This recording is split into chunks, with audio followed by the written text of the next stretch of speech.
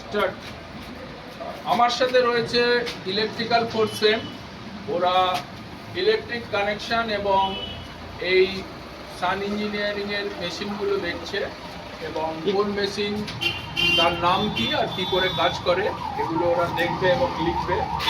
তো এখানে দেখো ফার্স্টে রেড, ইয়েলো, ব্লু 3 ফেজ, আর সাথে ব্ল্যাক রয়েছে নিউট্রাল, সিএসসি লাইন। এগুলো বিভিন্ন মেন সুইচ, এমসিবি, আলাদা আলাদা মিটার, এগুলো হয়ে এই ডিস্ট্রিবিউশন বক্সে এসছে। ডিস্ট্রিবিউশন বক্সটা দেখাচ্ছি। এইটা এক ধরনের আইসোলেটর, এটা দিয়ে পাওয়ার অন অফ করা হয়। মেন সুইচ আছে, এমসিবি আছে। এবার দেখো ডিস্ট্রিবিউশন বোর্ড কীরকম থাকে, ছোট বড় অনেক রকম হয়।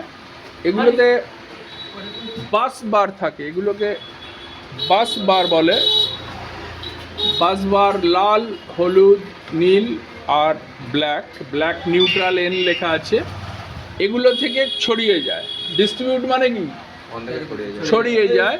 কোনোটা হয়তো লাল আর নিউট্রাল থেকে গেছে, কোনোটা ইয়েলো নিউট্রাল থেকে গেছে, এইভাবে ছড়িয়ে গেছে। যেটায় 3 ফেজ দরকার সেটায় 3টে ফেজই গেছে।